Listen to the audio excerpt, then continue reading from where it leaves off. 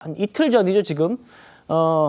내일 고 박정희 전 대통령과 유경수 여사의 생가를 잇따라 방문할 예정이라고 합니다. 자, 우리 박수현 의원님. 예. 보수 결집이 상당히 지금 가시화되고 있는 것 같습니다. 어떻게 평가하십니까? 아니 이게 무슨 당연한 일이지 무슨 대단한 일입니까? 당연한 일이다. 오히려 이 보수 결집이 안 된 이전의 상황이 우스운 거죠. 뭐 특별한 일은 아니라고 생각이 되고 당연히 예상되었던 일이고요. 아까 이제 최병목 의원님께서 잘 설명을 해주셨는데 거기에 무슨 다른 이유가 있겠습니까? 같은 당 구성원으로서 함께 하는 것은 당연한 의무겠죠. 그런데 이것을 이제 국민들께서 어떻게 평가하시느냐의 문제가 남은 것 아닙니까? 그것이 투표이고요. 그런데 아까 그 한동훈 전 비대위원장이 유세하는 내용에 경제를 망칠 이재명을 찍겠냐 이렇게 이야기를 했어요. 예. 아마 이 대선이라고 하는 것은 미래 비전 투표이기도 하지만 심판의 성격도 분명히 가지고 있어요. 지금 KDI가 발표한 자료에 보면 2025년 올해 한국의 경제 성장률이 애당초 1.8%였는데 절반인 0.8%로 수정하지 않았습니까? 그리고 25년도 1, 4분기의 경제 성장률이 마이너스 0.2%예요. 이런 일이 없었죠. 이렇게 현재의 경제를 망쳐놓은 윤석열 정권이고 한동훈 여당의 비대위원장이었어요.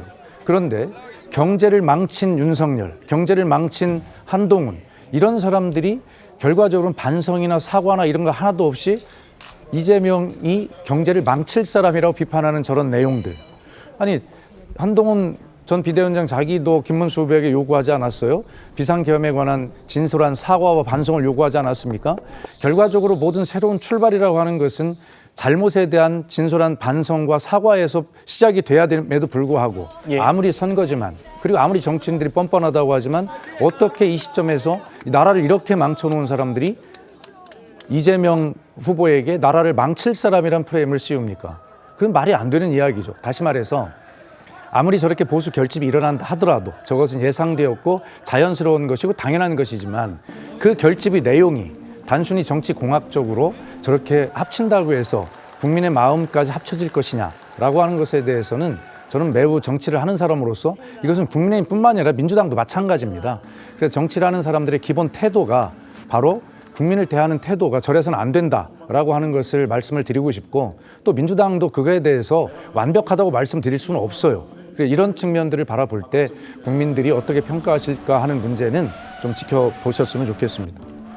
알겠습니다. 다시 한번 말씀드리죠. 저희 TV조선의 단독 취재 내용입니다. 박근혜 전 대통령이 최근에 이제 김문수 후보와 만났었죠. 전통적 보수에 호소하는 김문수 후보를 우회 지지한 것이다. 박 전 대통령이 김문수 후보의 방문에 화답해서 우회적으로 김 후보 지지 유세에 나선 것이다라는 게 국민의힘의 판단입니다. 평가입니다. 최 의원님, 네. 지금 앞서서 저희가 여론조사도 쭉 보여드렸고 뭐 보수 결집이 일어나고 있다는 거는 민주당도 가히 뭐 동의하는 평가인 것 같고 한동훈 전 대표도 어쨌든 뭐 지금 김진욱 대변인 말씀처럼 세 가지 조건을 걸긴 걸었잖아요. 그럼에도 명시적인 답을 못 받았음에도 자기가 결단해서 손을 잡고 지금 강북 유세에 와 있는 것 같고 박근혜 전 대통령의 움직임까지 지금 판세가 좀 확실히 좀 크게 요동치고 있는 것 같습니다.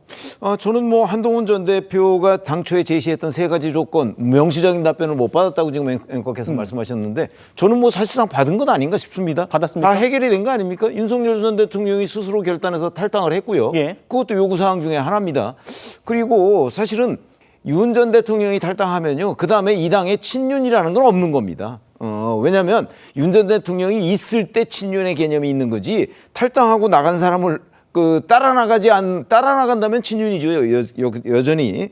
그러나 그렇지 않은 이상 그걸 친윤으로 프레임을 씌우는 거는 어떤 정치적인 무슨 공세 뭐 이런 거에 불과한 것이고 자, 뭐 보수 결집 이렇게 얘기하는데 어차피 이번 선거는요, 이재명 후보냐 아니냐 뭐 이런 게 저는 더 큰 프레임이라고 생각을 해요. 그렇기 때문에 아까 뭐 경제를 망친 뭐 이런 말씀을 많이 하셨는데 그렇게 이제 이재명 후보라는 사람의 개인적인 단점 이걸 얘기하기 시작하면 여기서 한도 없을 거예요. 그럼 뭐 다 아시지 않습니까? 여러 가지의 우리가 사법 리스크라고 얘기하지만 뭐 대법원에서 사실 유죄가 확정된 것이에요. 형량만 지금 정해지지 않았을 뿐이죠.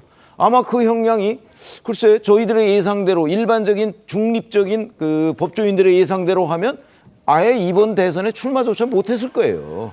그런데 그렇지 않고 지금 출마를 강행하면서 자 이런 사람이 대통령이 되더라도 재판을 중단하겠다 이런 법안까지 내놓고 있는 거잖아요.